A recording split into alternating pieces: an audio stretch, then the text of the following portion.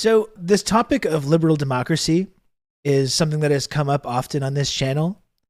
It's become really hard to ignore over the past 20 years, especially, that liberal democracy, despite being talked about as if it's the only coherent form of organization of our society or politics that's valid. It's the only form of democracy. It's the only kind of system. Every other system that falls outside of this framework is authoritarian and totalitarian. And it's the only legitimate form of government. This is kind of what we've grown up being told, that we live in basically the highest possible achievement of human social and political organization.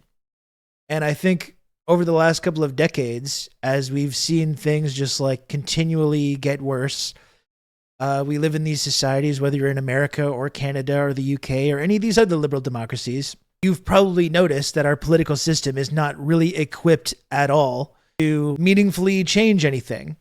And in fact, feels sometimes like it's purposely been put in place to ensure that we actually can't change anything, while simultaneously being told that this possibility still exists within this system. You know, we've seen this inability, especially like if you want to just talk about climate change, we've seen this inability of our system to really meaningfully confront this in any way. Canada famously, like you can look at the chart of Canada and all our agreements and all our different commitments that we've made. And when it comes to the climate over the years, we've just made commitment after commitment after commitment, and we set these targets, and we've been talking about climate change for all this time, and then we just continually sailing past all these timelines that we've put in place while changing nothing. And we can elect parties, we can elect politicians that talk about climate change, but we can't meaningfully challenge anything about the resource extraction industry in this country. If you consider that being able to fill in a little circle next to the name of different levels of demons every 2 to 4 years is the peak of political activity. I mean, it certainly does make you feel good. You're like, you get the little sticker and you're like, I contributed. I'm doing something, even though my opinion doesn't actually matter and it won't be counted towards anything and nothing has changed. I feel good. I feel like I contributed to something. I think that's kind of one of the fundamental things too, is that like we tell ourselves that we have the ability to change things. We're told that in this liberal democratic system, you can just simply vote. You can vote for somebody else. You can vote for a new way of doing things. And if you organize and everyone's on this even playing field, and if you organize and vote, you can change the system. That's one thing that I think is starting to come across to a lot of people as well, is that you're not voting. When you go and vote, you're voting for a person. You know, you're not voting for an idea. There's ballot measures and there's certain things that you can vote on sometimes in terms of actual policy. But what we're doing is we're voting for probably a lawyer and probably a landlord who claims that they want to support certain ideas and might be actually somewhat convincing in making us think that they do support these ideas. But ultimately, we're voting for this person under the sort of understanding that they're going to be then involved in the political system and they're going to advocate for these things that are valuable to us. And then we see how this whole political system functions and makes it essentially impossible to meaningfully pursue certain policies, particularly when it comes to actually challenging the power structures in these societies where we live. Yeah, we don't even get a sticker. The reason I wanted to talk about this, and I'm sorry there's been pretty much 4 straight weeks of Hassan discourse, and I'm sorry I don't want to contribute to that, as I've talked about before. And there's a whole ecosystem of people that spend every single moment of their lives talking about Hassan and debating Hassan, and I don't really want to be a part of that. As I've said a couple times, he has plenty of people that are going to defend him and everything that he does, and he doesn't need me to do that. But I do think it's sometimes worth paying attention to when these smear campaigns are going on. And I do think it's been definitely kind of wild over the last month with everything going wrong in America and ICE running rampant and the war in Iran and Donald Trump and the open, obvious criminal corruption in the administration and this relentless focus on Hassan Piker in the discourse by these kind of these reactionary centrist groups. I saw this long thread by this guy Jeremiah Johnson, founder of CN Liberalism, Center for New Liberalism, with the Ukraine flag and the Taiwan flag, the Greenland flag. He does this whole thread So this whole idea of like he promotes authoritarian regimes and political violence, and then this guy, the founder of this think tank or whatever the fuck it is, says there's something missing from Hassan Piker discourse. Hassan's fans and critics often overlook the most troubling fact about him. The core problem with Hassan Piker is that on a fundamental level, he doesn't believe in liberal democracy. And there's a whole thread. This guy's like, I don't want to talk about this. And then there's a whole like massive long thread about Hassan's support for authoritarian regimes and violence and all this kind of stuff. I mean, we don't need to look at all that. But I did want to talk about this idea of like, this guy doesn't believe in liberal democracy, and to unpack this a little bit. That was my whole reply. Just like, you believe in liberal democracy? I think it's almost like comical at this point. I believe in liberal democracy and free speech. And I guess there's a couple of elements of this to talk about too. This kind of support for authoritarian regimes, in this thread, which I'm not even going to really even look at it. But this idea of supporting for authoritarian regimes, let alone the fact that like this guy is like working for a think tank that's promoting a specific wing of the Democratic Party that allies with all kinds of authoritarian regimes in Saudi Arabia, the authoritarian genocidal regime of Israel. That's, I think, problem number one with this kind of like trying to make this claim. You support political violence. You support authoritarianism for someone that like openly acknowledges and the massive levels of support that the United States government has for objectively violent and authoritarian regimes such as Saudi Arabia or Israel when they're engaging in a mass murder campaign. And then you look around and say, this guy talks about China.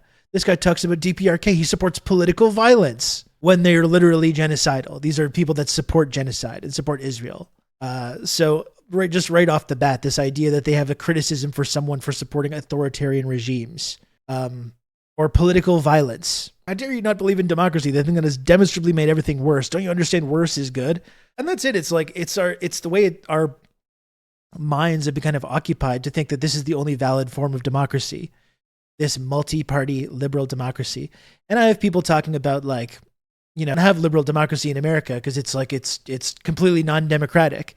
And I would agree that America is uniquely undemocratic within like mainstream liberal democracies. America is like uniquely undemocratic with the electoral college or like the two-party system.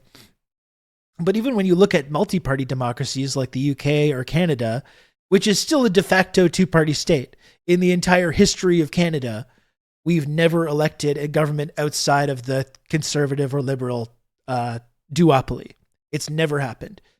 So yes, we might have other parties, but really like the only difference really is that like in Canada, like the progressive groups can splinter into different parties, like the NDP that's going to have maybe more of a focus on social movements or unions, or the Green Party, which is maybe going to have more of a focus on the environment. And then the idea is they'll all caucus together with the liberals, like with one side of the multi-party, the duopoly. They'll caucus with them in parliament and they'll be to advocate for these ideas. And just what happens in the United States government with the Democratic Party is these groups just get absorbed into the one party. Like, and that's really the only difference. We still have a de facto two-party system.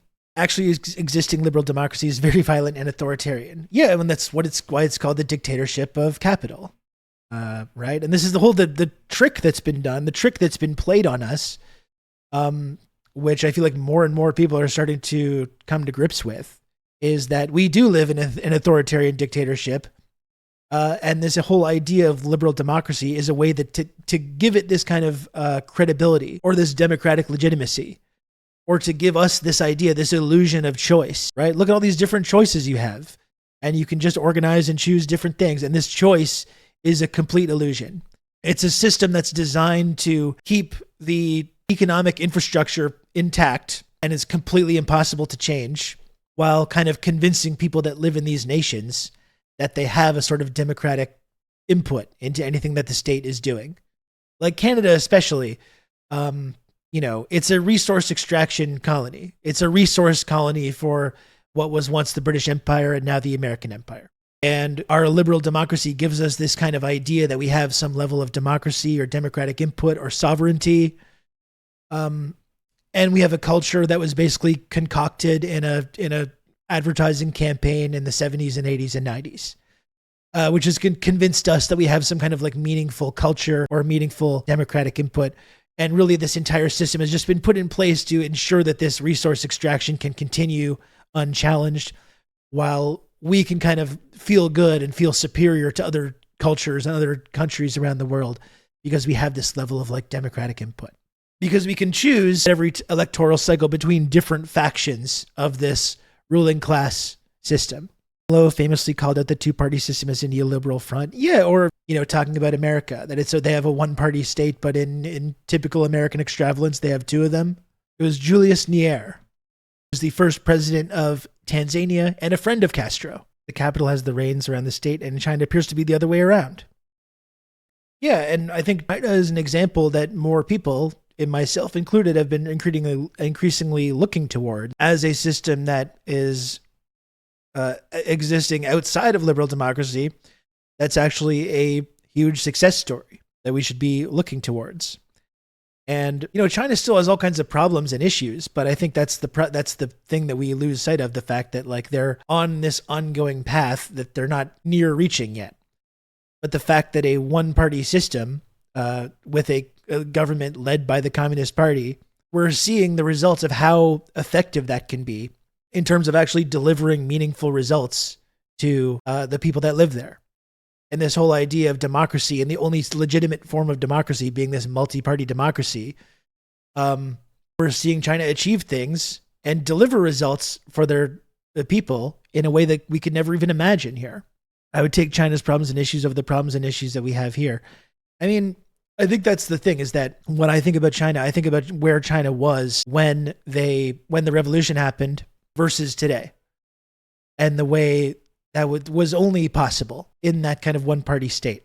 And we're starting at a point where they had already been completely devastated by war. They had lost 20 million people in World War II. They had been semi-colonized for over a century.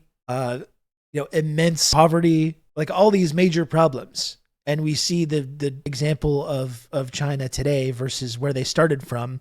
Even if you can say, well, they haven't completely solved this problem or that problem, there's still this massive progress that's been made, which I think is really inspiring in this effort to become a modern system.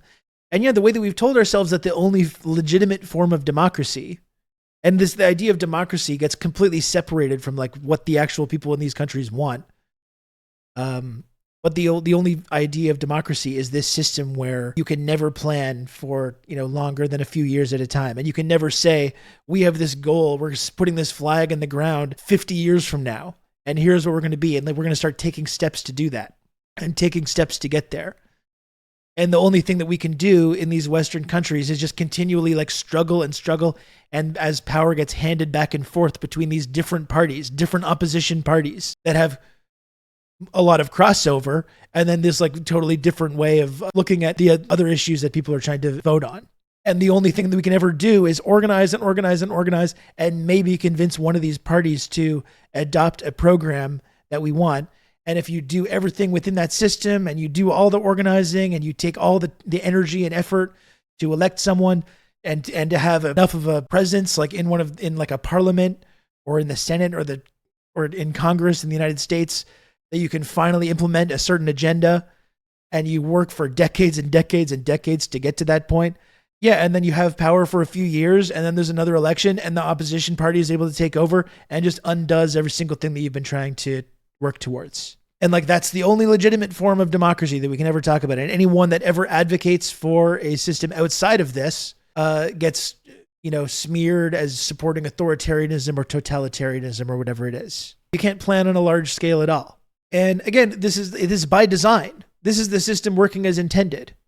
Like when we talk about it doesn't work anymore. Liberal democracy doesn't work anymore. Look at the trends toward fascism. Look at the United States of America. Look at the state of that. It's been corrupted somehow. This is the idea that people have too. It's not that you don't like liberal democracy. It's that liberal democracy has been corrupted. But I do think it's worth paying attention to that first and foremost when you're going to talk about liberal democracy and how special and wonderful it is. Definitely looking at the state of pretty much every single liberal democracy in the world right now, especially the Western world, and how bad things are getting. It's getting really bad in America, and it's also trending in these awful directions in every single one of these other Western countries. So clearly there's a problem here. But the idea that it's been corrupted, I also think that's not an accurate way of looking at it. It's more just that, like, yeah, it's a scam that's been put in place to facilitate capital, to facilitate resource extraction. And when you get into these moments of crisis, that's when you start seeing the scam for what it is, even if it was always there. And people can point to times in previous history, like in the New Deal era, for example. Look, that's these in the New Deal, through this liberal democratic system and through democracy and voting and campaigning and FDR, they were able to enact all these pro-worker policies, right? Setting aside the fact that, like, during this moment, which was, arguably the only time in American history where these kind of progressive values were being enacted to this extent, that was also when there was, like, legalized segregation and Jim Crow prior to the Civil Rights Act. So even in this moment that people can point to where these big progressive gains were enacted via liberal democracy, huge portions of the population were completely excluded from that. That's important to pay attention to as well.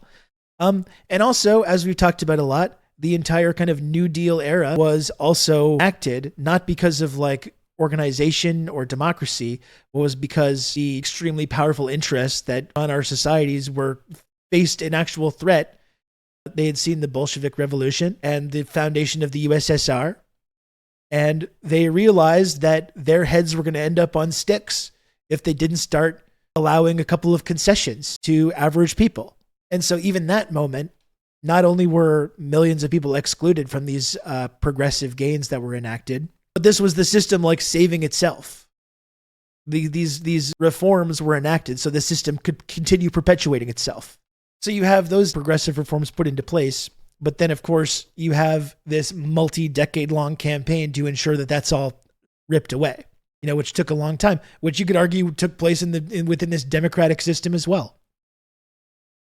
And this, like, series of different think tanks were enacted, and this huge ongoing organized effort to strip away whatever possible reforms were put into place over the years. At first there was a possibility of an actual coup taking place with the business plot. And when the business plot failed, really it turned into this, like, war of attrition to use these democratic systems to strip away every single one of these reforms until they were eventually able to successfully kill the entire thing. Yes, and then after Reagan and Thatcher and the kind of end of that period and the beginning of the neoliberal period, that of course coincided with the end of the Soviet Union. So not only did you have this, like, fully emboldened and entrenched new sort of political ideology, or the new version of it, that fully stripped away whatever possible, fairness or egalitarianism had been kind of put into the system. And then the Soviet Union was killed off at the same time. So that's the whole end of history period where there was no longer this kind of, like, possible economic challenger to our system. And they're starting to be pushed back now because now people are able to see what's been happening in China, and people are able to start kind of, like, deprogramming themselves from what we've been told.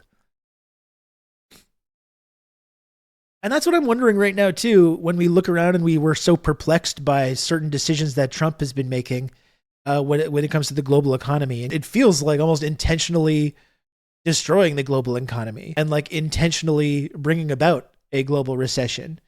And we're wondering, like, we have these conversations about Israel and Israel's possible control over the United States of America. Is the tail wagging the dog, or what it is?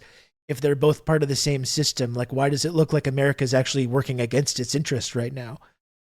And I wonder if that's part of it as well. If destroying the global economy is an intentional program right now, and that what we're seeing right now, with Israel as the kind of scapegoat, what we're seeing right now is this kind of, like, effort on the part of the United States to just, like, flip over the chessboard because they're losing the game. The game that they wrote the rules for and they rigged in their favor, they're still being outplayed. And we're seeing these major shifts towards this kind of system of multipolarity or multilateralism. American hegemony is going away, which most people seem to recognize as a phenomenon that's happening.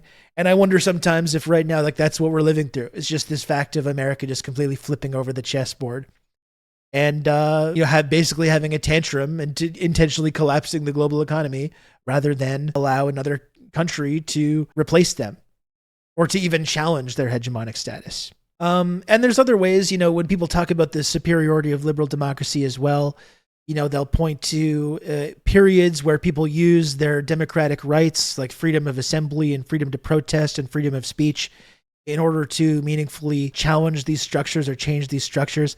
And I think the civil rights movement is a big part of that. Like, listen to the way that boomers talk about the civil rights movement, like how this is what we did. We marched.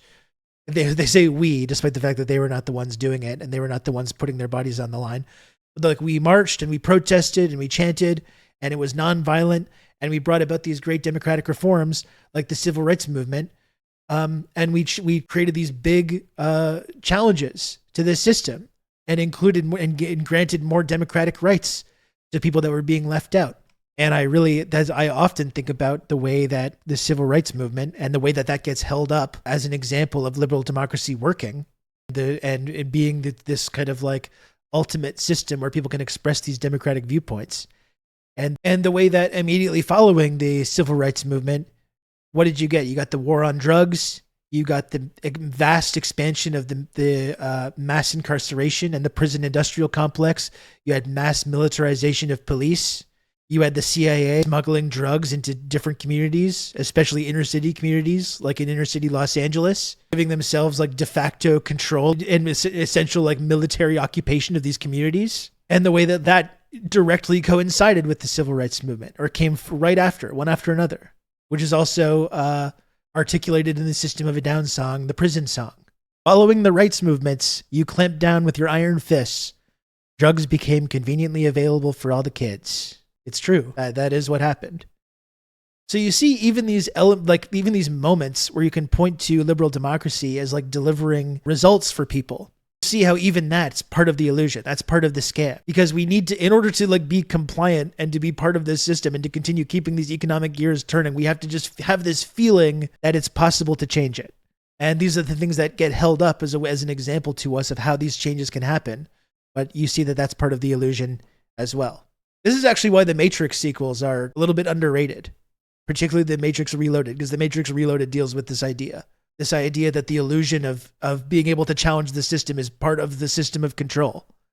That's like a central part of the sort of theme of that movie. You don't even have to go back that far. Just look at how pro-Palestinian protests are treated all over the world and how we immediately saw politicians working on laws to criminalize these.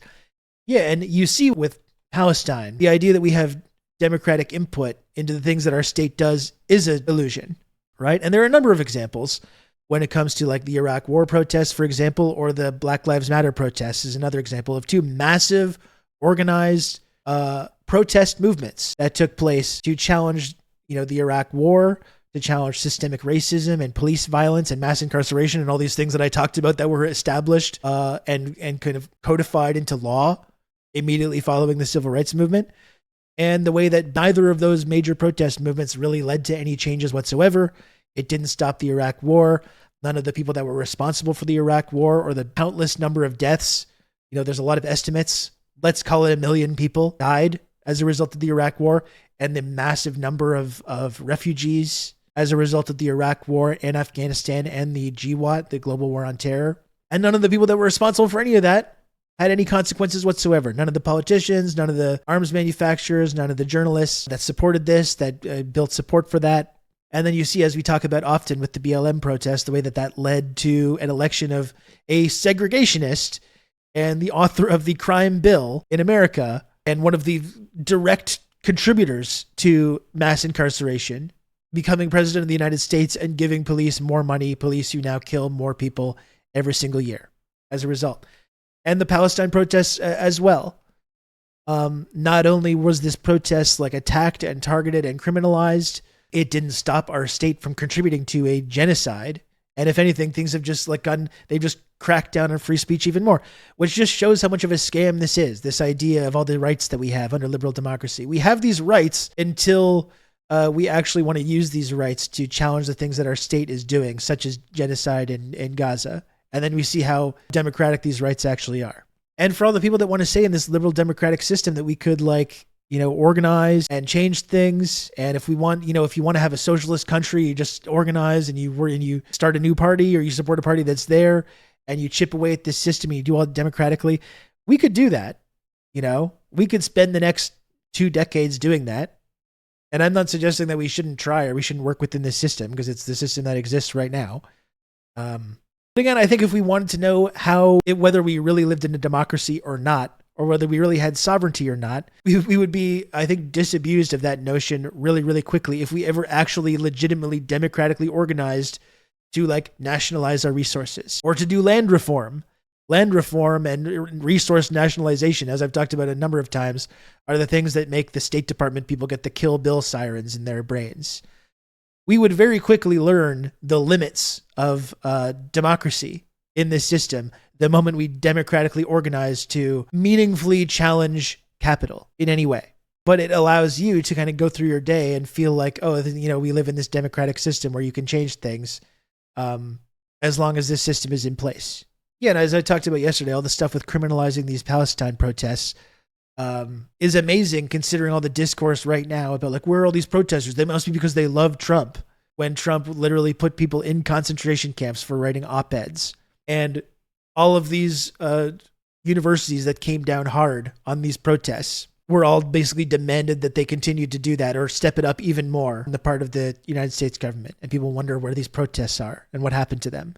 Just look at the number of people who approve of the Iran war. Seems undemocratic to me that a regime is able to go to war despite the wishes of the populace. Yeah, you run into the limits of what's actually possible. And the genocide was the worst example of that. And look at support for Israel, the way that's completely flipped in terms of polling, mainstream polling over the last 2 years. Has that changed anything about the way our government operates? Not at all. Not one iota. So I think that's why a lot of people are looking towards different systems and saying, yeah, with a one-party state where you're not doing this constant back and forth between 2 different parties that represent different wings of the capitalist class, but can actually put a plan in place and then go work for the next few decades to get to this plan. And as we've seen in China, using capital, using the idea of wealth accumulation as a way to rapidly develop, but then using that to deliver actual meaningful gains to average people. The only kind of protests are allowed are the no ugly crowns or whatever the one's called. The ones where libs dance their frustration away in frog costumes. I mean, all kinds of protests are allowed, but can it actually change anything? Can it meaningfully change anything? And the George Floyd stuff is a great example of that. The direct protests don't change anything, but then they say, well, you got to vote. You don't just protest, don't just boo, vote. That's what Obama said.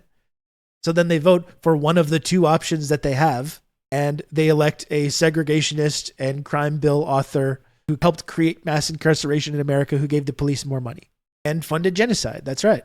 All without allowing a primary. And this is another element of this as well, when we're talking about this idea of liberal democracy being a scam. This is the lesson of the 2010s. To me, the 2010s were the decade where this was put to the test, this idea of what was possible within a liberal democracy. Because people did work within this system during that decade. That's why I think it was very instructive to pay attention to the Jeremy Corbyn movement and the Bernie Sanders movement. People are organized in huge numbers, especially young people, to enact mild social democracy in their countries. Not radical change, not extremism. Basic mild social democracy, better social programs, better healthcare, better education, maybe a slightly more equal resource distribution system where the people at the very top still remain there and they still are allowed to remain there and they still have vast amounts of wealth and power. But these grassroots organizations to vote for politicians and parties and movements that support this basic social democracy and maybe slightly more fairness in the system, where after the Iraq war and after the financial crisis, a whole generation felt our whole future is being in jeopardy right now. And people are very disillusioned. So they organize in these movements. And as we saw, the establishment in both of these countries came together like white blood cells fighting an infection and destroyed these movements, completely destroyed them in various underhanded ways. It's this is what I was thinking in 2017 when the NDP was voting for a new leader. This is what we need to do. We need to have our own Bernie Sanders figure, our own Jeremy Corbyn figure. And then it took 10 years, but we finally got that. And again, I've been supportive of that. And I do think that's an element of acting a kind of progressive change, is having this kind of movement within one of these big parties. But clearly it's also not enough. And yeah, he has the media training to fight a combative Canadian press. Yeah, that's one thing that's been kind of encouraging, and will hopefully have learned the lessons of especially what happened with Corbyn. But I mean, that's another example of it. The way that like through this system, people democratically organizing through this system to try and mount a challenge. And again, a challenge of mild reformism, and the way that this system, which is controlled by extremely wealthy and powerful, came together to ensure that this would not be possible. So that seems to be the case right now, is that like the more we enter these stages of crisis, and like I feel like the crises are just like happening one on top of the other now, you know? And the more these crises are compounding on one another, we're able to see the illusion of liberal democracy for what it is. That's what more people are coming to realize, which is what I find amazing about, you know, this idea, like this guy's against liberal democracy, and saying it like it's this terrible idea. If that's not like one of the central, I think, obvious conclusions of anyone that's seriously looking around, if you live in a Western society, looking around at how things are going, is to have this growing skepticism with what's possible under a liberal democracy. That to me is like the most natural conclusion you could possibly come to. I don't know if the system is that democratic. And again, just specifically focusing on Canada, this idea that like our liberal democracy has always just been, it's like something that put in place when at first the entire country was just the Hudson Bay Company, right? And eventually it's like, you know, we got to put in together some kind of like a system so people, you know, feel like they have some kind of input into anything that the state is doing. So we can just facilitate the resource extraction that led to the colonization of this country in the first place, facilitate the ongoing theft of the land and the ongoing genocide of indigenous people. We need a system that can be put in place to facilitate that, but allow the people that settle here to feel like they have this sort of sense of input into what the state is doing, right? To kind of legitimize it, to legitimize this process of theft and extraction and genocide. And then they're like in the 70s, they're like, we need to have our own culture.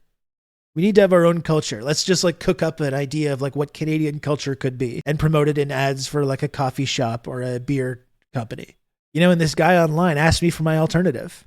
And let me tell you, I've been taken up to the third heaven. I've been jacked into the big plan. I've seen it. I can't even compute all of it. It's so fantastical.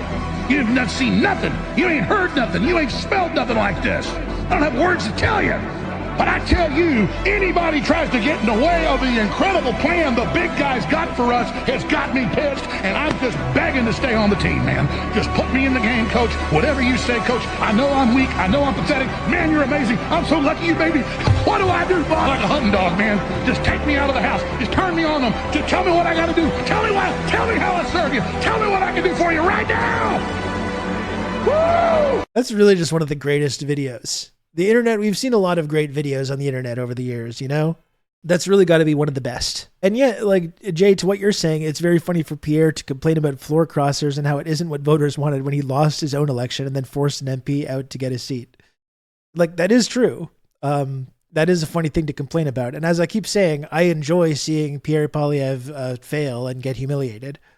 Although it's not so great to see his preferred economic program get put in place to the applause of all these liberals.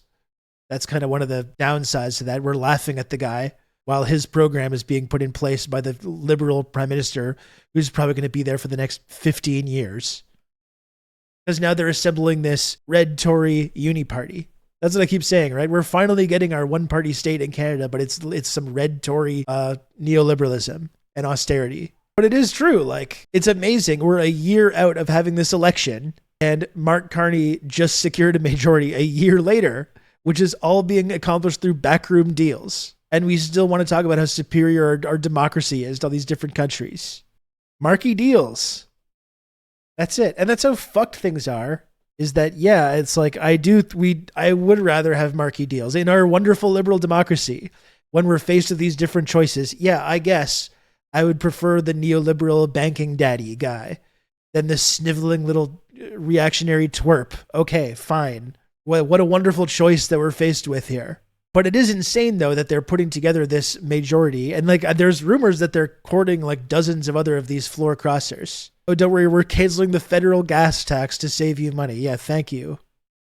I'm thrilled. There's no other ways that we could bring down gas prices or to make life more affordable for people. But again, the very same people that fetishize liberal democracy, that talk about any other system in the world as if it's like automatically authoritarian or totalitarian or whatever it is, are celebrating this. To say nothing that Carney just appeared on the scene. Again, in this moment of crisis, the guy from, as I keep saying, the guy from upper management just comes in and be like, okay, I'm here to take control of the ship here. From the Bank of Canada and the Bank of England just comes in to be like, okay, I'm taking charge. And then they secure this majority. They're claiming it's with by-election wins because it was a by-election that put them over the top, but it's not through by-elections. It's been through backroom deals and this completely undemocratic process. Nothing about this was democratic, but it just shows how bullshit it is because no, it was not democratic. But yeah, I guess given the options that we were faced with, I suppose that I would choose this. And that's supposed to be the way that we celebrate this kind of system. You know? I suppose that's the beautiful victory of the liberal democracy.